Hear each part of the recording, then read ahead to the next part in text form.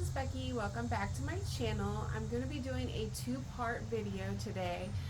The first part I'm going to be doing is talking about wisdom that I've learned from just life, from experiences, as well as from research and study and this whole self-exploration that I've been on, this spiritual journey that I've been on, and hopefully you'll find some wisdom in it.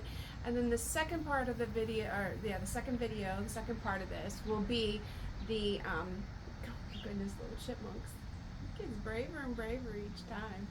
Okay, sorry. The second video is going to be the downloaded songs, the messages, and sorry, these little animals are just so fun to watch. Okay, so the next video will have all of that stuff in it. All right, so let's talk about some summary of some wise wisdom now that I'm at the crone stage of life. First of all, prioritize a good night's sleep.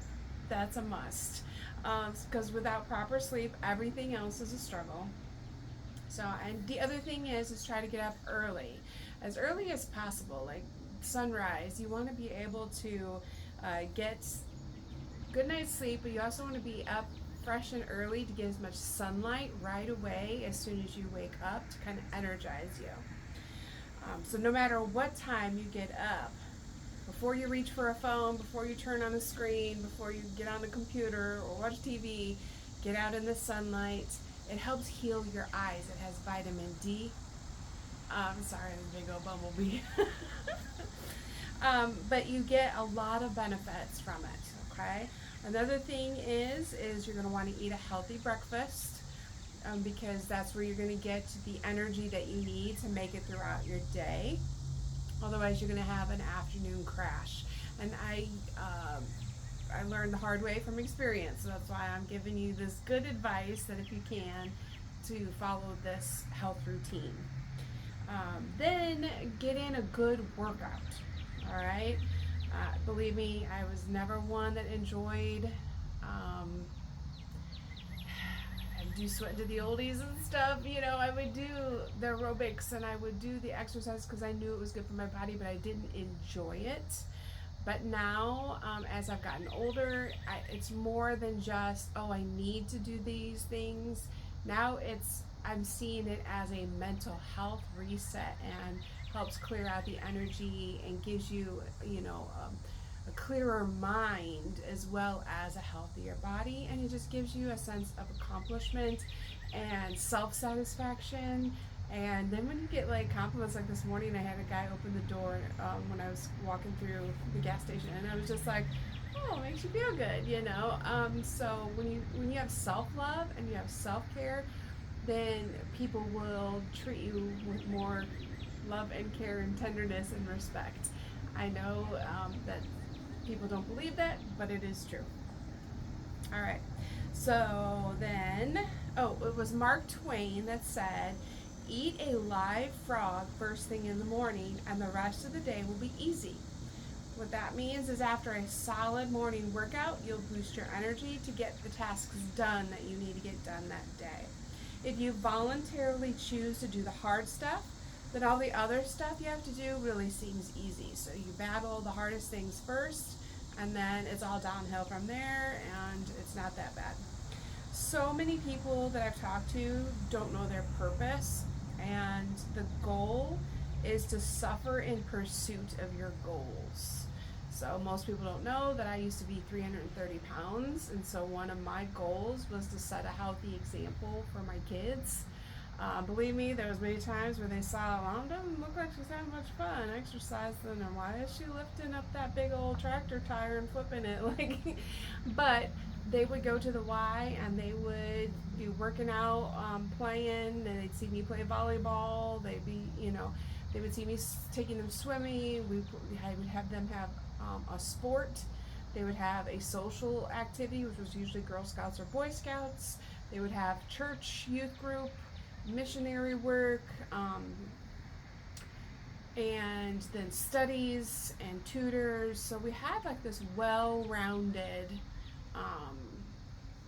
kind of rhythm to life Not everybody liked it. There were many days where I was dragging a crying child to a practice, or having my daughter one time when she was I don't know, probably like 6, and I introduced them to sports, whether they stuck with it or not. That they got to decide, but I always had them explore different things because you never know what child is going to like what.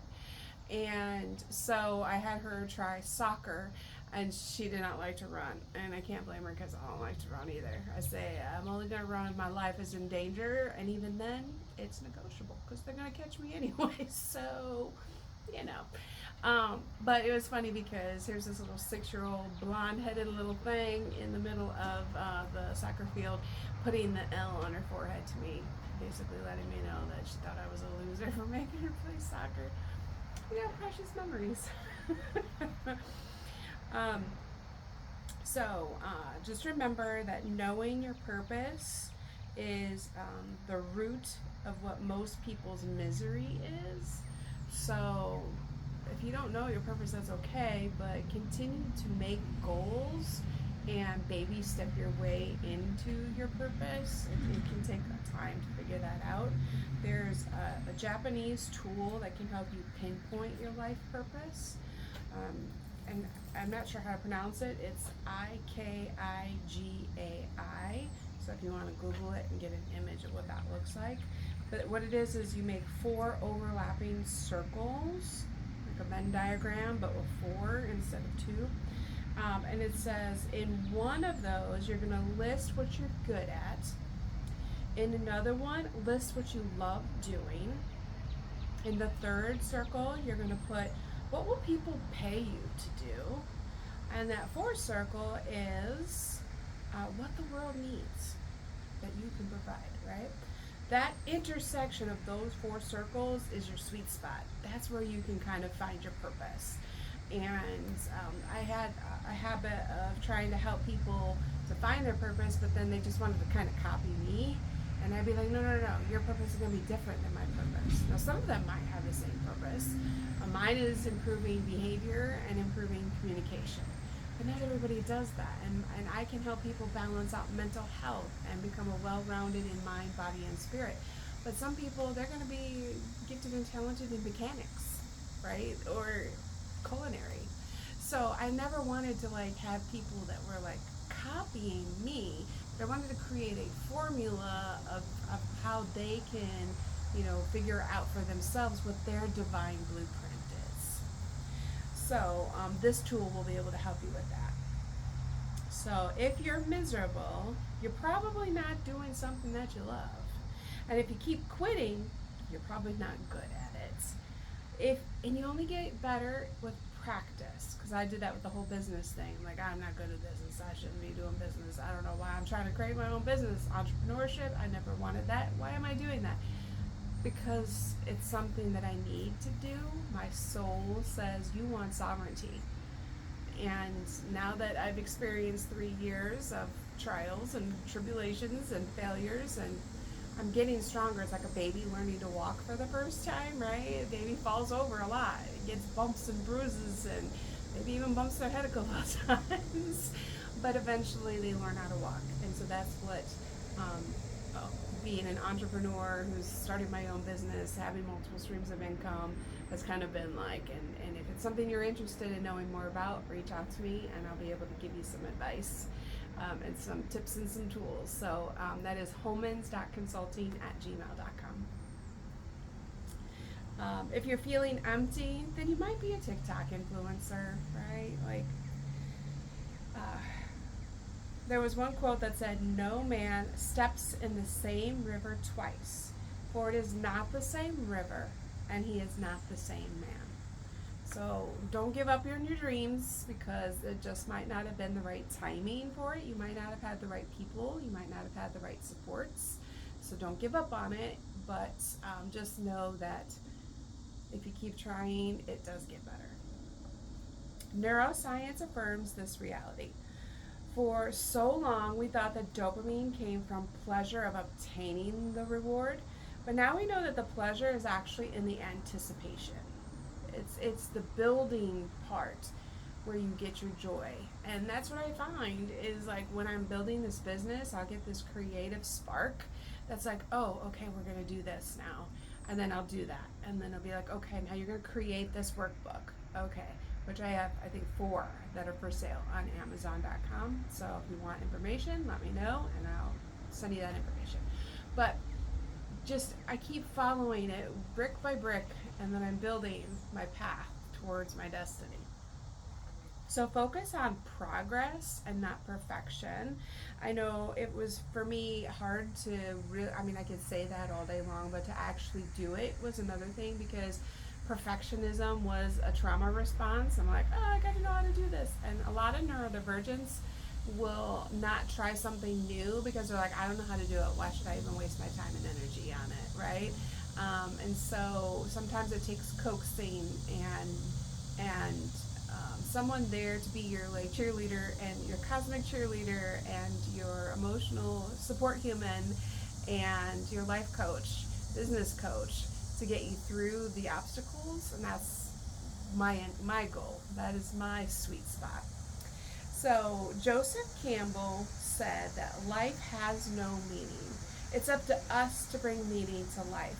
And strangely, the more we suffer for something, the more meaningful it becomes. We actually appreciate what we have to work for. And the harder we have to work for it, the more we appreciate it and take care of it.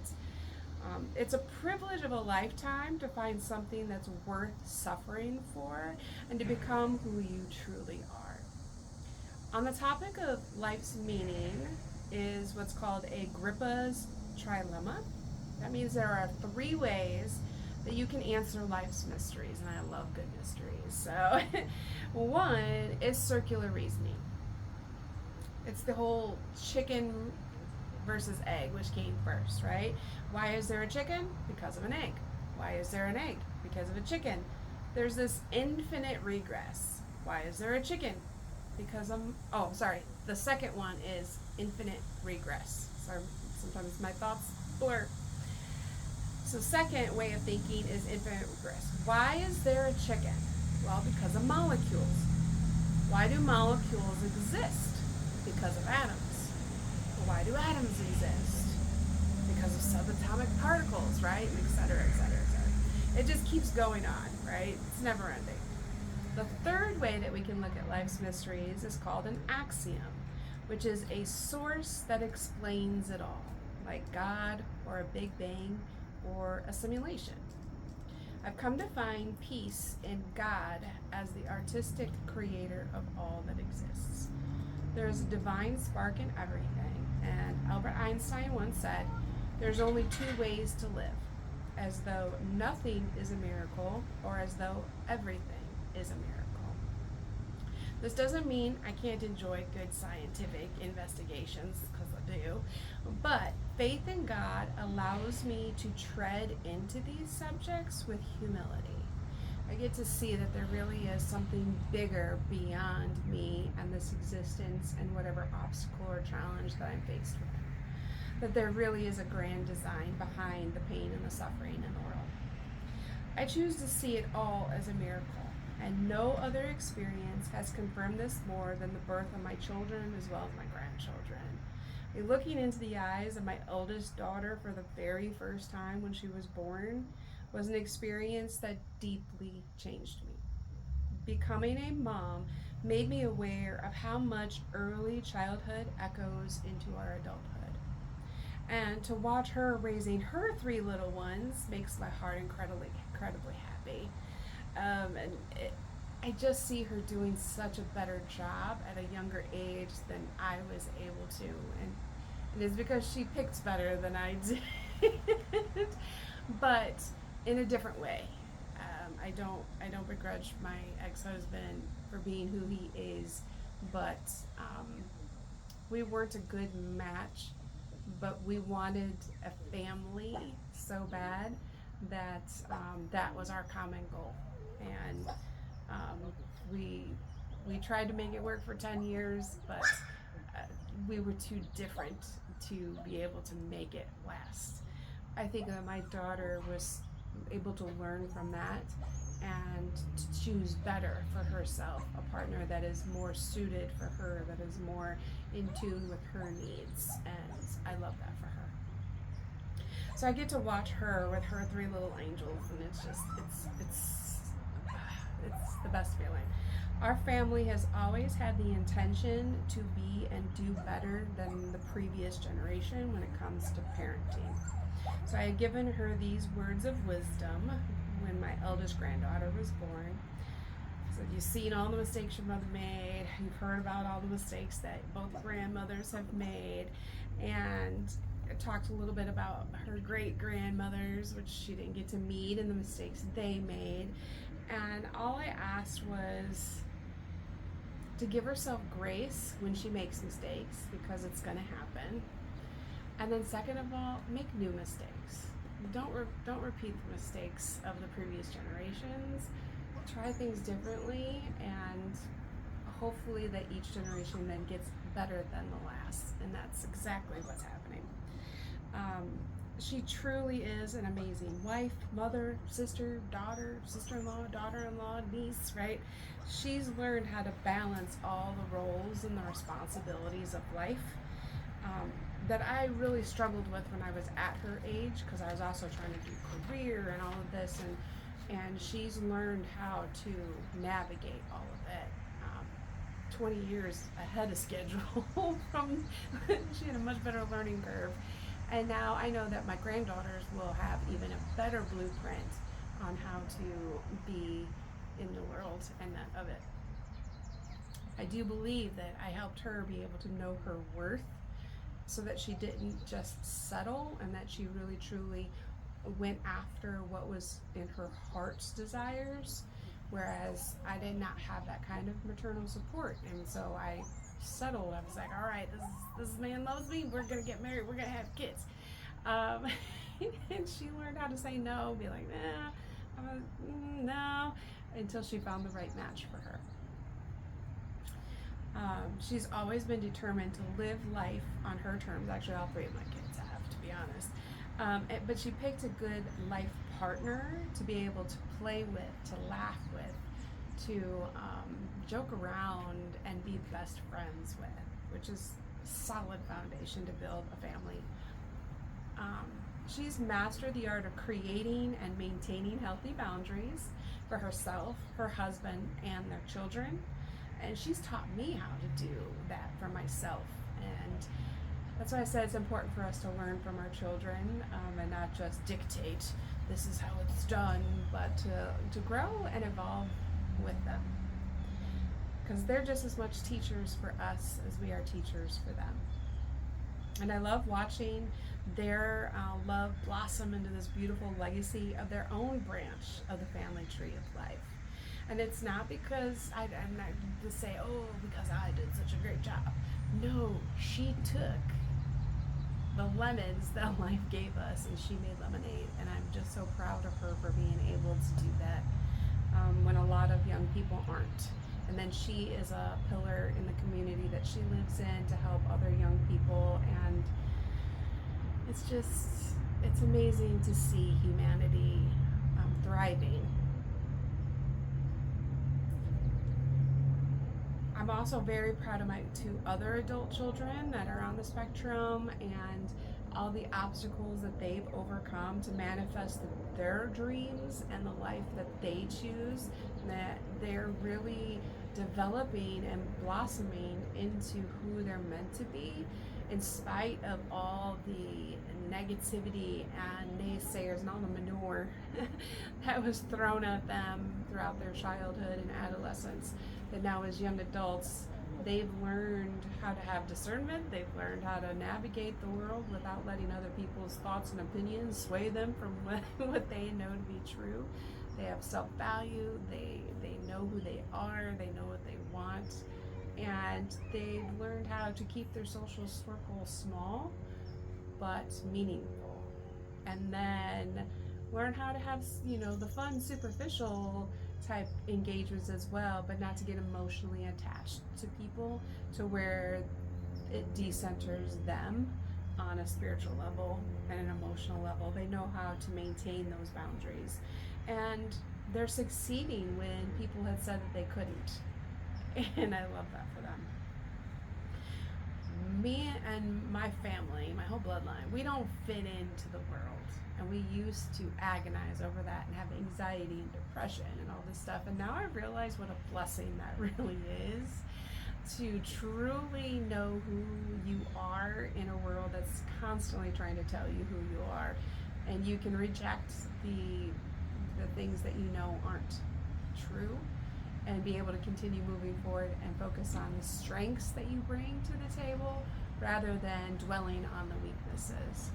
That was one thing as a special ed teacher that I was just like, why are we always focused so much on what kids can't do instead of really honing the gifts that they can, and really help them excel in what they're naturally good at instead of trying to force them into pathways that really were kind of setting some people up for failure. I love watching my adult children working their magic in different ways to anchor in the kingdom of heaven as humanity evolves right before our very eyes. It is a very exciting time in humanity's history. And in the first few years of life, all your behavior patterns are laid down. So by 3 years old, your brain is about 80% developed. And by 7, your subconscious programs are fully formed. Much of the addictive tendencies that we see in the adults today are attempts to find attachment to a parental figure who was not there when it was needed most. Adults who struggle with romance and relationships are often replaying a trauma that happened before memory. And I can speak from personal experience that you are able to reprogram your subconscious and rewrite the coding that was done for you before you could even speak. And now we have the science and the methods and the tools to be able to change, truly change on a soul level, on a subconscious level. And I want to be able to share that with as many people as possible. This is not to say that, this is a perfect world or a perfect analogy or a perfect scenario, but too much discipline will make one afraid, and then too much encouragement can make one reckless. So again, we have to be careful about that pendulum. We don't want to just spoil the kids with, oh, it's going to be great and you're just wonderful and you can do anything. We also have to be realistic about what we're setting them up for, and being able to have those real conversations that might hurt someone's feelings but helps them in the long run, because otherwise we're doing them a disservice. Our subconscious programs dictate our life. It doesn't matter what your goals, it's your habits that determine your outcome. The good news is that at any point in life, we can alter our subconscious programs through either hypnosis or repetition. And that's one of the things that I really have mastered, is being able to neuro-linguistically program people to help them retrain their subconscious so they can achieve the real world goals that they have for themselves. And I know there's people out there that say, oh, you get into people's minds and you play like a doctor in your mind. Well, why do you go to a therapist? Why do you go to a psychiatrist? Why do you go to a psychologist, right? So we're all looking to feel better, to do better, to have better lives. So what's wrong with someone like me coming in and saying, as a life coach, as a mentor, as a guide, as a person who truly cares about you on a soul level, on a mind level, on a body level, on a spiritual level, that I want to be able to help you. So, change is difficult because it requires us to break down deep neural pathways and then rebuild new ones, which is not easy. And that's why someone like me comes into your life, to be able to help you with that. Because if you try to do it on your own, sure, but it might take you 30 years. Whereas I can fast track you and help you do it in maybe 1. right? So it can be done, but it is often involves the shift in your environment. Usually it requires hitting rock bottom, being able to admit you've hit rock bottom, then be willing to discuss that with somebody, um, to bring awareness to your unconscious, the side of the iceberg that's below the surface. And sometimes we can't do that with the people that are closest to us. So that's where then talking with someone like me, who is like a paid best friend and confidant, can come in and really hold up a mirror with love and supportive space that is safe for us to have some really deep, open conversations, some raw honesty, but done with compassion and understanding. As Carl Jung famously stated, until you make the unconscious conscious, it will direct your life and you will call it fate. It takes about 3 weeks to develop a new habit, but once it's habitual, the desired behavior happens automatically. Remaining conscious has become more difficult in our age of overstimulation, gambling, porn, AI, junk food, social media. The attention economy has flattened everyone's personality and has incentivized people to act like machines. And I've been there. You get so bogged down by everything that you feel like, what's the point? I'm just gonna, what is this, the phrase, you can't beat them, join them, which isn't the right answer either. And I've had to have some people come into my life to give me tough love along the way, but creating a safe space for me to be able to receive those deeper messages and reprogrammings. On YouTube, there's no more discussion about what the viewer wants or how to connect with your audience. No, today it seems to all be about the algorithm. What does the algorithm prefer? What does it want? Content creators speak of the algorithm like it's some sort of almighty deity, which is why I said I don't want people to be trapped into this virtual world when there's a beautiful natural world out here waiting to be explored. In trying to cater to the algorithm, many content creators fall into the trap of doing the same talking points in the same format with the same thumbnails. And that's why when I was deciding on creating my YouTube channel, I'm like, I don't want to be like everybody else. I don't want to be just another person that's saying the exact same things as everybody else and doing it the same way that they're doing it. So trying to find my own creative, unique perspective and self-expression has been an interesting journey, and it's one that I'll continue. You'll continue to see me evolve and grow in learning how to share the wisdom that I've got in new and exciting ways for my audience. I'm highly optimistic because what is revealed through every philosophy, every myth, spiritual tradition, and scientific field is that every action has an equal and opposite reaction. So I've learned to let go of the panic mode button, being alarmed, going, oh my gosh, children are rotting their brains. Because believe me, 30 years of teaching, I've seen how the technology was introduced into the classrooms and how it's evolved to where it's taking over, and the negative impact that that's having on the human development of the brain in young people.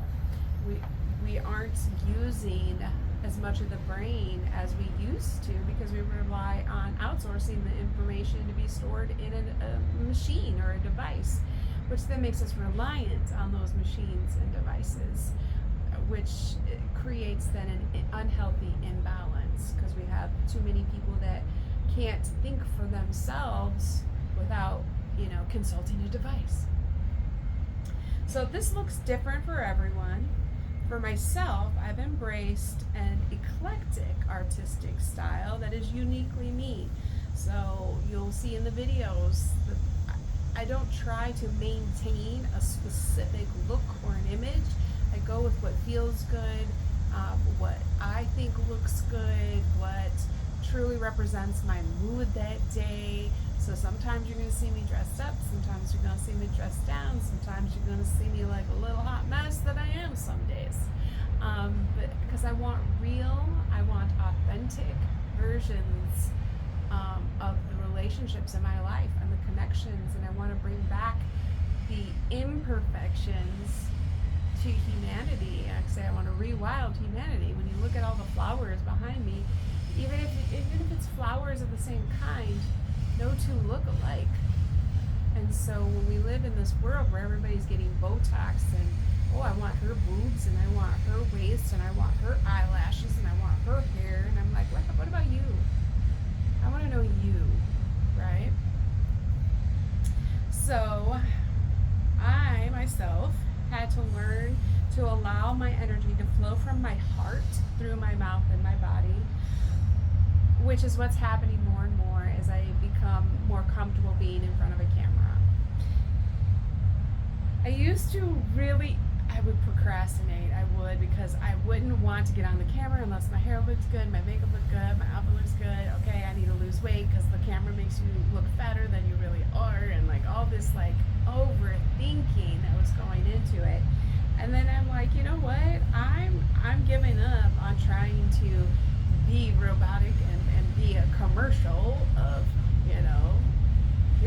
here's what I can do for you kind of a person, and starting to really just fall away from that illusion that could ever even happen, because humans weren't designed to be robots. Yes, we are a carbon-based AI life form that gets downloads from the divine and channels messages and interacts with other people, to experience emotions and to experience life together. But we're not meant to be emotionless. We are not meant to be sterile. We are not meant to, worry about every little offense that can be taken. Because I worry about things. I'm like, I don't want to offend people, but sometimes my words are going to offend people, and it has nothing really to do with me. It has to do with whatever traumas and wounds that they need to heal. And I'm learning, as Bob Ross said, we don't make mistakes, we have happy little accidents.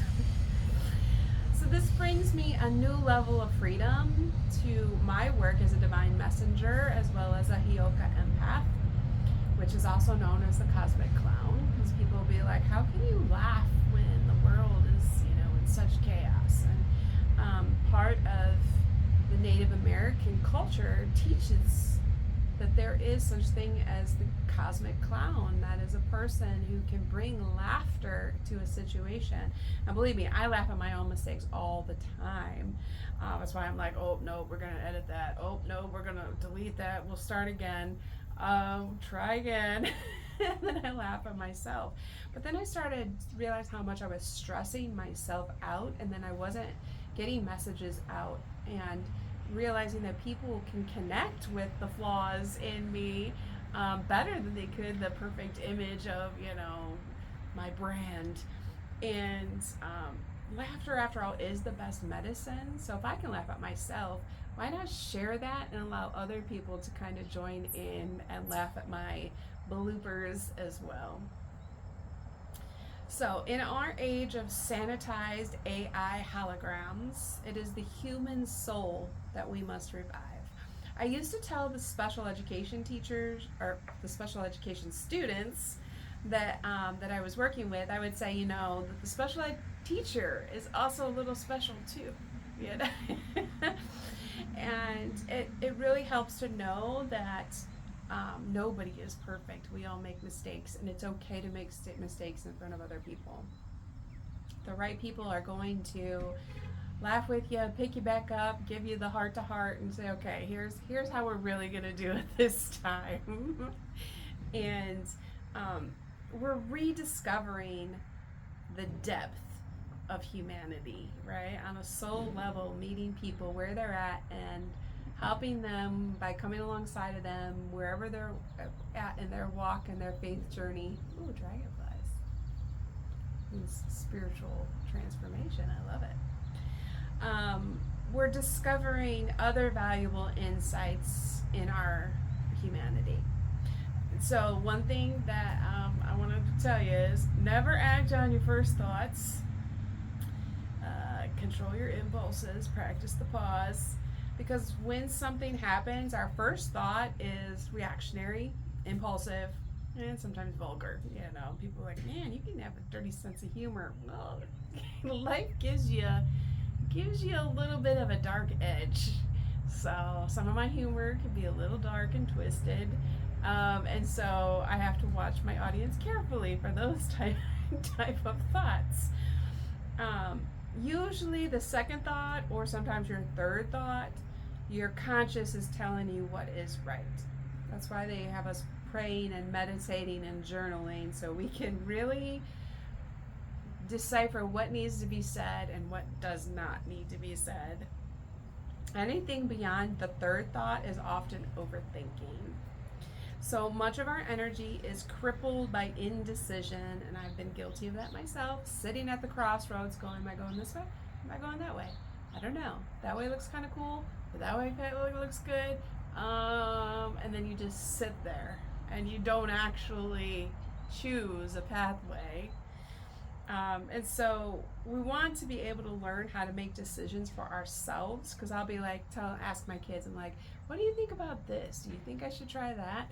Or ask my sister, should I cut my hair? Should I color? You know, we're always kind of like outsourcing and getting feedback, which I'm not saying that's bad, but when it comes to the final decisions, you don't want, you don't want to be like, oh, I cut my hair because my sister said that I would look better short, and now I hate it, right? And you don't want to do that.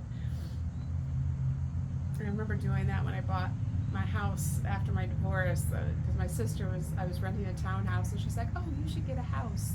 And so I bought this beautiful house for me and my kids, but the work and the amount of money, and I was like, I'm working so much to keep it and maintain it that I don't get to actually enjoy it. And so then I had like some resentment to be like, why did I allow her to convince me to buy a house when I was perfectly fine in the townhouse? But I had to take ownership that really was the best thing for me and my kids, and she just nudged me in that direction. But now our family is very anti giving each other advice. We're just like, no, because you're gonna get mad at me. Like, you decide on your own, lady. Alright, seek wisdom from those that you admire, but do not outsource your decisions. Make a choice and then own it. So again, if you're sitting at a crossroads like myself, pick a path. It really, in the end, does not matter, because you're going to end up where you're meant to be. And you're either going to correct your mistakes, which that's what I'm doing now after 3 years of trying to be a big girl who's doing this business all on my own, to now go, okay, I need to fix my mistakes. And then you make tremendous progress in whatever you do. You have free will. The more you exercise it, the more you enjoy. When free will is suppressed, it gets expressed later in really ugly ways. The spiritual paradox that I think about every day comes from Ram Dass. He says that the world is filled with so much suffering that your heart breaks. War, famine, disease, injustice, innocent kids getting cancer. When you really think about it, the sheer amount of suffering really is unbearable. And if you're like a super empathic person like myself, you could just lay in bed and cry all the time over all of this. But that's not going to help anything, right? So we have to get over that ego sense, which I had to learn my 30-year career of rushing around, putting out fires, trying to prevent suicide, prevent homicide, preventing abuse, like my Wonder Woman, alter ego, and having to learn that I still get to enjoy life. God's still going to have me helping people, but it's not at such a self-sacrificing level that I'm pouring from an empty cup, where then I'm being pulled into the darkness with them, and having to learn to have the self-love and the healthy boundaries to be able to say, I'm sorry, I'm not going to be able to help you. I know you need help. here, let me give you advice to go towards this other person or this other coach or this other direction to get the resources and the support that you need. All at the same time, everything is perfect. Everything, when you really zoom out, is balanced in perfect harmony. Within our bodies right now, if you think about it, there's a war happening between bacteria and your immune system. But here you are, peacefully watching this awesome video on YouTube, right? So we have the ability to witness the perfect divine order at any time. And for me personally, it's useful to see all my struggles as part of God's plan. It was all meant to be exactly as it has unfolded. But when I'm dealing with people in daily life, sometimes I need to remind myself about my humanity, right? If someone falls in front of me and hurts their ankle, I'm not just going to go, hey, it's all perfect, it's part of God's plan, right? No, I'm gonna be there to comfort them. I'm gonna get them the help that they need. I'm gonna help share their pain, but at a healthy level. So I'm always tossed back and forth between feeling my humanity and then seeing the bigger picture of the divine plan.